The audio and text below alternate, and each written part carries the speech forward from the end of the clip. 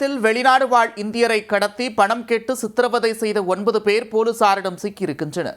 Beer பாட்டிலால் தலையில் அடித்தும் சிகரெட்டால் உடல் முழுவதும் சூடு வைத்தும் கொடூரமாக சித்திரவதை செய்த கும்பல் சிக்கியது எப்படி?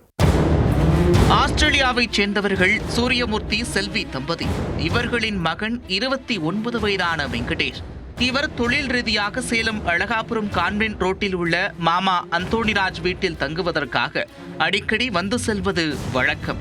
இந்நிலையில் வெங்கடேஷுக்கும் கண்ணங்குறிச்சி பேரூராட்சி 13வது வார்டு திமுக செயலாளர் மகேந்திரன் என்பவருக்கும் இடையே பழக்கம் ஏற்பட்டுள்ளது. ரியல் எஸ்டேட் தொழில் செய்து வந்த மகேந்திரன் தன்னிடம் பொள்ளாச்சியில் நிலம் ஒன்று உள்ளது என்றும் அதை வாங்கிக் கொள்ளுமாறும் வெங்கடேஷிடம் கூறியிருக்கிறார். இதனை நம்பிய வெங்கடேஷ் மகேந்திரன் கூறிய சிங்கப்பூர் முகவரிக்கு 1,35 லட்சம் ரூபாய் பணத்தை அனுப்பியிருக்கிறார்.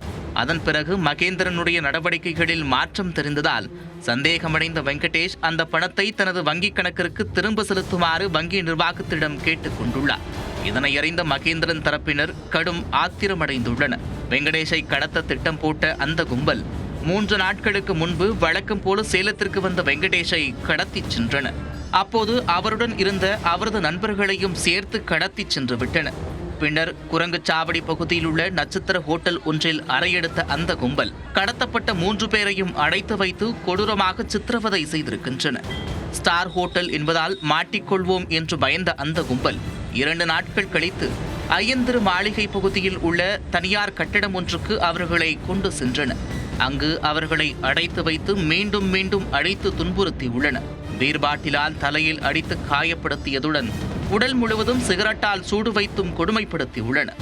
தங்களுக்கு 1,35 லட்சம் ரூபாய் பணத்தை கொடுத்துவிட்டால் விட்டுவிடுவதாக எச்சரித்துள்ளனர்.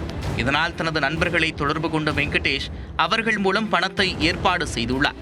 இந்நிலையில் விவரம் அறிந்து கொண்ட வெங்கடேஷின் நண்பர்கள் ஆஸ்திரேலியாவிற்கு தொடர்பு கொண்டு நடந்த சம்பவத்தை அவரது தாயார் செல்வியிடம் கூறியுள்ளார். பதறிப்போன தாய் செல்வி சென்னை காவல்துறை கட்டுப்பாட்டு அறைக்கு உடனே தொலைபேசி மூலம் தொடர்பு கொண்டு தனது மகன் கடத்தப்பட்டது குறித்து தெரிவித்துள்ளார்.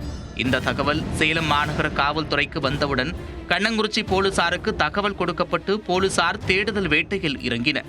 ஐயந்திரு மாளிகை பகுதிக்கு சென்ற போலீசார் அங்கு அடைத்து வைக்கப்பட்டிருந்த 3வரையும் அதிரடியாக மீட்டனர். உடலில் பல்வேறு இடங்களில் காயங்களுடன் இருந்த 3 பேரும் சேலம் அரசு மருத்துவமனைக்கு சிகிச்சைக்காக அழைத்து செல்லப்பட்டனர். இந்த கடத்தல் சம்பவத்தில் ஈடுபட்ட திமுக பிரமுகர் மகேந்திரன் உட்பட 9 பேரை போலீசார் கைது செய்தனர். அவர்களை நீதிமன்றத்தில் ஆஜர்படுத்தி சிறையில் அடைத்தனர். இந்த கடத்தலில் ஈடுபட்டு தப்பி ஓடிய 4 பேரை போலீசார் தேடி வருகின்றனர்.